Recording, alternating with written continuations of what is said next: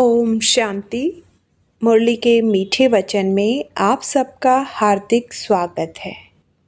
चलिए जानते हैं आज की मुरली के कुछ मुख्य पॉइंट्स। बाबा कहते हैं सारी दुनिया में सबसे खुश नसीब आत्माएं हम हैं। हम राज ऋषि हैं, राजयोग सीख रहे हैं। मन मनाभाव यही सभी विकर्मों को समाप्त करने की सहज विधि है। श्रीमत पर चलकर पूज्य बनना है, पुजारी नहीं। तो चलिए अभी बढ़ते हैं मेन मुरली की तरफ, लेकिन उससे पहले सच्चे दिल से बाबा को याद करके कमेंट में ओम शांति जरूर लिखिएगा। और जैसे कि बाबा कहते हैं कि हर रोज़ की मुरली आपको सुननी या पढ़नी है, तो क्या आप लोग हर रोज़ पढ़ते हो? ये भी हमें कमेंट करके ज़रूर बताइएगा। तो आइए प्रेम से सुनते हैं 27 जुलाई 2026 के महावाक्य। मीठे बच्चे, सारी दुनिया में तुम्हारे जैसा खुशनसीब कोई नहीं। तुम हो राज ऋषि। तुम रज़ाई के लिए राजयोग सीख रहे हो। प्रश्न: निराकार बाप में कौन से संस्कार हैं जो संगम पर तुम बच्चे भी धारण करते हो? उत्तर: निराकार बाप में ज्ञान के संस्कार हैं। वह तुम्हें ज्ञान सुनाकर पतित से पावन बना देते हैं, इसलिए उन्हें ज्ञान का सागर पतित पावन कहा जाता है। तुम बच्चे भी अभी वो संस्कार धारण करते हो। तुम नशे से कहते हो हमें भगवान पढ़ाते हैं, हम उनसे सुनकर सुनाते हैं। गीत: आखिर वह दिन आया आज। ओम शांति। मीठे मीठे रूहानी बच्चों ने यह गीत सुना। यह महिमा किसकी है? एक बाप की। शिवाय नमः। ऊंचते ऊंच भगवान है ना? बच्चे जानते हैं वह हमारा बाप है। ऐसे नहीं कि हम सभी बाप हैं। गाया भी जाता है सारी दुनिया ब्रदरहुड है। सन्यासी अथवा विद्वानों के कहने अनुसार ईश्वर सर्वव्यापी कहने से जैसे ही फादरहुड हो जाता है, ब्रदर होने से बाप तो सिद्ध होता है जिससे वर्षा मिलना है। फादरहुड है तो फिर वर्षे की बात ही नहीं है। बच्चे जानते हैं हम सभी आत्माओं का बाप एक है। उनको कहा ही जाता है वर्ल्ड गॉड फादर। वर्ल्ड में कौन है? सभी ब्रदर्स हैं, आत्माएं हैं। सबका गॉड फादर एक ही है। उस बाप की सभी प्रार्थना करते हैं। एक की ही बंदगी व पूजा होनी चाहिए। वह है सतो प्रधान पूजा। यह भी समझाया है ज्ञान, भक्ति, वैराग्य। बाप ज्ञान देते हैं सद्गति के लिए। सद्गति कहा जाता है जीवन मुक्ति धाम को। यह आत्मा को बुद्धि में धारण करना है। हमारा घर शांति धाम है। उसको मुक्ति धाम, निर्वाण धाम भी कहा जाता है। सबसे अच्छा नाम है शांति धाम। यहाँ तो ऑर्गन्स होने के कारण आत्मा टोकी में रहती है, बोलना पड़ता है। सूक्ष्म वतन में है मूवी, इशारे में बात होती है, आवाज़ नहीं होती। तीनों लोगों को भी तुम जान गए हो। मूल वतन, सूक्ष्म वतन, स्थूल वतन। बुद्धि में यह अच्छी रीति बैठा है।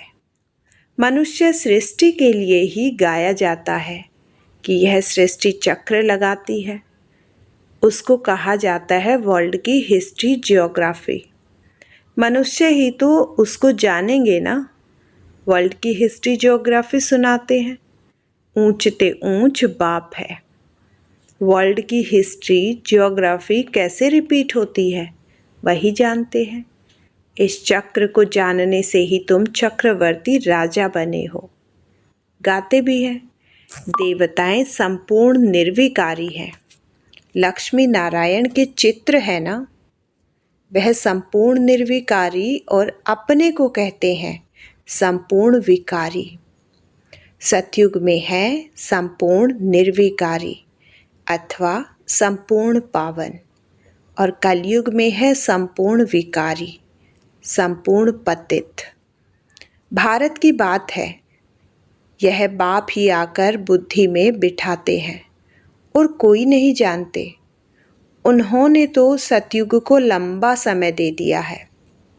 समझते हैं लाखों वर्ष पहले सतयुग था, तो किसी की बुद्धि में यह बात आती ही नहीं है। अब बच्चे जानते हैं हम अभी संपूर्ण विकारी से संपूर्ण निर्विकारी बन रहे हैं। संपूर्ण पतित से संपूर्ण पावन बनना है। बाप समझाते हैं आत्मा में ही खाद पड़ी हुई है। गोल्डन एज से अब आयरन एज बन गए हैं। यह आत्मा की भेंट जाती है। यह अच्छी रीति समझना है। तुम बच्चे बहुत खुशनसीब हो। तुम्हारे जैसा खुशनसीब कोई और नहीं। अभी तुम राजयोग में बैठे हो। तुम राज ऋषि हो। रज़ाई के लिए कभी कोई पढ़ाई होती है क्या? बैरिस्टर बनाएंगे, परंतु विश्व का महाराजा कौन बनाएगा? बाप के सिवाय कोई बना न सके। यहाँ महाराजा तो कोई है नहीं। सतयुग के लिए तो जरूर चाहिए, किसी को जरूर आना पड़े। बाप कहते हैं मैं आता हूँ तब जब भक्ति पूरी होनी होती है। अब भक्ति पूरी हुई और कोई बात इसमें उठा ही नहीं सकते। हमको बाप बैठ पढ़ाते हैं, यह नशा होना चाहिए। हम आत्माओं को निराकार बाप परम पिता परमात्मा शिव पढ़ाते हैं। शिव को तो कोई जानते ही नहीं। अब तुम बच्चे जानते हो बाबा फिर से स्वर्ग की रजाई स्थापन कर रहे हैं। हम उनको महाराजन श्री नारायण और महारानी श्री लक्ष्मी कहते हैं। भक्ति मार्ग में सत्यनारायण की कथा सुनाते हैं, अमर कथा और तीजरी की कथा। बाप तीसरा नेत्र भी देते हैं। नर से नारायण बनने की कथा सुनाई जाती है। वही बातें जो पास्ट हो जाती है वह फिर भक्ति मार्ग में काम आती है। अभी तुम बच्चे समझते हो बाबा हमको स्वर्ग का मालिक बनाते हैं। हम हकदार हैं। भगवान तो स्वर्ग का रचयिता है ना। हम भगवान की संतान हैं, तो हम स्वर्ग में क्यों नहीं हैं? कलयुग में क्यों पड़े हैं? परमपिता परमात्मा तो नई दुनिया रचते हैं। पुरानी दुनिया थोड़े ही भगवान रचते हैं। पहले नई दुनिया बनाते हैं, उसके बाद फिर पुरानी को तोड़ेंगे। तुम जानते हो हम सतयुग के लिए राज्य ले रहे हैं। सतयुग में कौन होंगे? इन लक्ष्मी नारायण की डिनाइसिटी होगी। और भी तो राजाएं होंगे ना, जिसकी निशानी है विजयमाला। बच्चे जानते हैं अभी हम विजयमाला में पिरोने के लिए पुरुषार्थ कर रहे हैं। दुनिया में माला का अर्थ कोई नहीं जानते कि यह क्यों पूजी जाती है। ऊपर में फूल कौन है? माला को फेरते फेरते फिर फूल को नमस्ते करते हैं, फिर माला फेरेंगे। माला बैठ सिमरते हैं कि कहाँ बाहर ख्यालात न जाएं। अंदर राम राम की धुन लगाते हैं, जैसे बाजा बजता है। बहुत प्रैक्टिस करते हैं। यह सब है भक्ति मार्ग की बातें।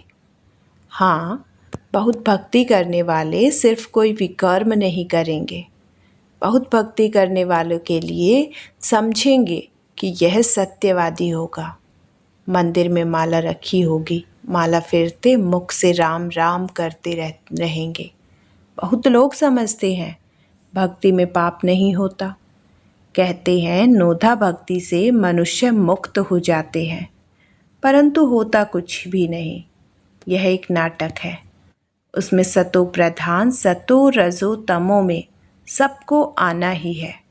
वापस एक को भी नहीं जाना है। जैसे ऊपर में जगह खाली हो जाती है, वैसे यहाँ भी बहुत जगह खाली हो जाएगी। दिल्ली के आसपास मीठी नदियों पर राजधानी होती है, समुद्र की तरफ नहीं होती है। यह बॉम्बे आदि होंगे नहीं। वह तो पहले मच्छिम यानी थी। मछली फंसाने वाले कहाँ रहते थे। अभी तो समुद्र को कितना सुखाया है, फिर भी मच्छी में आनी होगी। सतयुग में तो बॉम्बे होती नहीं, वहाँ कोई पहाड़ियाँ आदि भी नहीं होती, कहीं जाने की दरकार ही नहीं होती। यहाँ मनुष्य थकते हैं तो जाते हैं रेस्ट लेने। सतयुग में थकने की कोई प्रकार की तकलीफ़ नहीं होती। तुम स्वर्गवासी बन जाते हो, रिंचक भी तकलीफ़ नहीं होती। तो अब बच्चों को बाप की श्रीमत पर चलना है। बाप कहते हैं, मीठे लाडले बच्चों, शरीर निर्वाह, अर्थ धंधा आदि तो करना है। स्कूल में स्टूडेंट पढ़कर फिर घर में जाकर पढ़ते हैं, घर का कामकाज भी करते हैं। यह भी ऐसे है। इस पढ़ाई में तो तुमको कोई तकलीफ़ नहीं है। उस पढ़ाई में कितने सब्जेक्ट होती है। यहाँ तो एक पढ़ाई और एक ही पॉइंट है, मन मना भाव। इससे तुम्हारे पाप नाश होंगे। भगवान वाच है ना, वह समझते हैं गीता। भगवान ने द्वापर में सुनाई, परंतु द्वापर में सुनाकर क्या करेंगे। श्री कृष्ण के चित्तर में लिखत बहुत अच्छी है। यह लड़ाई तो एक निमित्त है, सब मरेंगे तब तो वापस मुक्ति जीवन मुक्ति में जाएंगे। सो भी सिर्फ लड़ाई में थोड़े ही मरेंगे, अनेक प्रकार की क्लाइमेटीज़ होंगी। बच्चों को कोई दुख नहीं होना चाहिए। मनुष्य का हार्ट फेल होता है तो उसमें कोई दुख नहीं होता है। मौत हो तो ऐसा, बैठे बैठे हार्ट फेल हुआ, खल्लास। जब तक डॉक्टर आए आत्मा निकल जाती है। अब तो सबको मौत होना है। पिछाड़ी में न हॉस्पिटल न डॉक्टर रहेंगे, न क्रियाकर्म करने वाले रहेंगे, कुछ भी नहीं होगा। सबके प्राण तन से निकलेंगे। मूसलधार बरसात पड़ेगी, मौत में कोई देर थोड़े ही लगेगी। कोशिश कर रहे हैं, ऐसे बॉम्ब्स बनाएंगे जो मनुष्य फट से मर जाए। ऐसे ऐसे बॉम्ब्स बनाते रहते हैं, बॉम्ब्स की इम्प्रूवमेंट करते रहते हैं। यह ड्रामा में नुद्ध है, ड्रामे में बना बनाया खेल है। कल्प कल्प विनाश होता है। सतयुग में तुमको यह ज्ञान रहेगा नहीं। बाप को ही आकर ज्ञान देना है। स्थापना हो गई, फिर ज्ञान की बात ही नहीं रहती। फिर जब रावण राज्य शुरू होता है तो भक्ति शुरू होती है। अब भक्ति पूरी होती है, अब तुमको योग बल से पावन बनना है। पावन बनने से ही सुखधाम शांति धाम में जा सकते हैं। चार्ट रखना पड़े, यह तो समझ गए हो। हमको बाप को याद कर तमो प्रधान से सतो प्रधान यहाँ बनना है। ऐसा कोई शास्त्र आदि में लिखा हुआ नहीं है। बच्चों ने गीत सुना, आखिर वह दिन आया आज, जबकि भारतवासी फिर राजाओं के राजा बनते हैं, राजाओं के राजा अथवा महाराजा बनते हैं। पीछे त्रेता में होते हैं राजा रानी। फिर जो पूज्य महाराजा महारानी थे वह द्वापर में वाम मार्ग में आकर पुजारी बन जाते हैं। आपे ही पूज्य आपे ही पुजारी हो जाते हैं। बाप कहते हैं, मैं पुजारी नहीं बनता हूँ। देवताएं पूज्य होते हैं, मैं नहीं बनता, न ही पुजारी बनता हूँ। भारतवासी देवी देवताओं के ही मंदिर बनाकर उनका पूजन करते हैं। लक्ष्मी नारायण जो पहले पूज्य थे, फिर भक्ति मार्ग में वही शिव बाबा के पुजारी बनते हैं। जिस शिव बाबा ने महाराजा महारानी बनाया, उनके फिर मंदिर बनाकर पूजा करते हैं।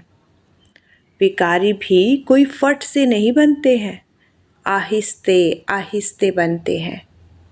निशानी भी देवताओं की वाम मार्ग में दिखाते हैं। जो पूज्य लक्ष्मी नारायण थे वही फिर पुजारी बन जाते हैं। पहले पहले शिव का मंदिर बनाते हैं, उस समय तो हीरों को कट कराए लिंग बनाते हैं पूजा के लिए। यह किसी को भी पता नहीं है कि परमात्मा छोटी सी बिंदी है। यह तुम अभी समझते हो कि बड़ा लिंग नहीं है। मंदिर तो बहुत बनाएंगे, राजा को देख प्रजा भी ऐसे करेगी। पहले पहले शिव बाबा की पूजा होती है, उनको कहा जाता है अव्यभिचारी। सतो प्रधान पूजा फिर सतो रजो तमो में आते हैं। तुम रजो तमो में आए हो तो नाम ही हिंदू रख दिया। असुल थे देवी देवताएं। बाप कहते तुम असुल देवी देवता धर्म के हो, परंतु तुम बहुत पतित बन गए हो, इसलिए अपने को देवता कहला नहीं सकते हो, क्योंकि अपवित्र हो। हिंदू नाम तो बहुत देरी से रखते हैं। अभी तुम समझते हो हम सो पूज्य थे, अभी संगम युग पर न पूज्य हैं न पुजारी हैं। तुम क्या करते हो? श्रीमत पर पूज्य बन रहे हो, औरों को भी बना रहे हो। तुम हो ब्राह्मण, तुम्हारी आत्मा पवित्र होती जाती है। पूरा पवित्र होंगे तो यह पुराना चोला छोड़ना पड़ेगा। बाप कहते हैं बिल्कुल सहज है, बूढ़ी माताओं को धारणा नहीं होती है। बाप कहते हैं यह तो समझते हो कि हम आत्मा हैं, आत्मा में ही अच्छे व बुरे संस्कार होते हैं। आत्मा ने जो कर्म किया वह दूसरे जन्म में भोगना होता है। बाप भी आत्माओं से बात करते हैं। बाप कहते हैं हे बच्चे, आत्म अभिमानी बनो। निराकार शिव बाबा निराकारी आत्माओं को पढ़ाते हैं। निराकार बाबा ने ज्ञान के संस्कार हैं, शरीर तो उनको है नहीं, तो वह ज्ञान का सागर पतित पावन है, उनमें सब गुण हैं। बाप कहते हैं मैं आकर तुम बच्चों को पावन बनाता हूँ। युक्ति कितनी सहज है, अक्सर ही एक है, मन मना भाव। मामेकम याद करो, याद से ही तुम्हारे विकर्म विनाश होंगे। यह भी जानते हो अभी हम ब्राह्मण हैं, फिर सूर्यवंशी, चंद्रवंशी, वैश्य, शूद्रवंशी बनेंगे। हम ही इस 84 के चक्र में आएंगे, ऊपर से नीचे उतरेंगे, फिर बाबा आएंगे। बरोबर यह सृष्टि का चक्र फिरता रहता है। सृष्टि यह पुरानी होती है तो फिर बाबा आते हैं नई बनाने। यह तो बुद्धि में बैठता है ना, यह चक्र बुद्धि में फिरना चाहिए। अब तुम सवदर्शन चक्रधारी बनते हो, जिससे फिर जाकर चक्रवर्ती राजा बनेंगे। अच्छा, मीठे मीठे सिक्किलते बच्चों प्रति माता पिता बाप दादा का याद प्यार और गुड मॉर्निंग। रूहानी बाप की रूहानी बच्चों को नमस्ते। धारणा के लिए मुख्य सार नंबर 1, श्रीमत पर पूज्य बनना है। आत्मा में जो बुरे संस्कार आ गए हैं उसे ज्ञान योग से समाप्त करना है, संपूर्ण निर्विकारी बनना है। नंबर 2, शरीर निर्वाह अर्थ कर्म करते भी पढ़ाई पढ़नी और पढ़ानी है। योग बल से पावन बन रजाई पद लेना है। वरदान, अपनी श्रेष्ठ स्थिति द्वारा माया को स्वयं के आगे झुकाने वाले हाईएस्ट पद के अधिकारी भव। जैसे महान आत्माएं कभी किसी के आगे झुकती नहीं है, उनके आगे सभी झुकते हैं। ऐसे आप बाप की चुनी हुई सर्वश्रेष्ठ आत्माएं कहाँ भी कोई भी परिस्थिति में व माया के भिन्न भिन्न आकर्षण करने वाले रूपों में अपने को झुका नहीं सकती। जब अभी से सदा झुकने की स्थिति में स्थित रहेंगे तब हाईएस्ट पद का अधिकार प्राप्त होगा। ऐसी आत्माओं के आगे सतयुग में प्रजा स्वमान से झुकेगी और द्वापर में आप लोगों के यादगार के आगे भक्त झुकते रहेंगे। स्लोगन, कर्म के समय योग का बैलेंस ठीक हो तब कहेंगे कर्म योगी। अव्यक्त इशारे, ज्वाला स्वरूप स्थिति में रह शक्तिशाली याद का अनुभव करो। कई बच्चे कहते हैं कि जब योग में बैठते हैं तो आत्मा अभिमानी होने के बदले सेवा याद आती है। लेकिन ऐसा नहीं होना चाहिए, क्योंकि लाइट समय अगर अशरीरी बनने की बजाय सेवा का भी संकल्प चला तो सेकंड के पेपर में फेल हो जाएंगे। उस समय सिवाय बाप के निराकारी, निर्विकारी, निरअहंकारी और कुछ याद नहीं। सेवा में फिर भी साकार में आ जाएंगे। इसलिए जिस समय जो चाहे वह स्थिति हो नहीं तो धोखा मिल जाएगा। तो मीठे बच्चों, आज की मुरली हमें याद दिलाती है कि हम दुनिया की सबसे खुशनसीब आत्माएं हैं। आत्म अभिमानी बनकर श्रीमत पर चलते हुए और बाबा की याद में रहकर ही हम अपने विकर्मों का नाश कर सकते हैं और श्रेष्ठ भाग्य के अधिकारी बन सकते हैं। अगर आपको आज की मुरली का यह सार पसंद आया हो तो वीडियो को लाइक करें, शेयर करें और अगर सच में आप चाहते हो रोजाना बाबा की मुरली सुनना, मुरली के मीठे वचन चैनल को सब्सक्राइब जरूर कीजिएगा और अगर नहीं सुनना चाहते हो तो मत कीजिएगा। और बाबा को याद करके सच्चे मन से कमेंट में जरूर लिखिएगा। ओम शांति।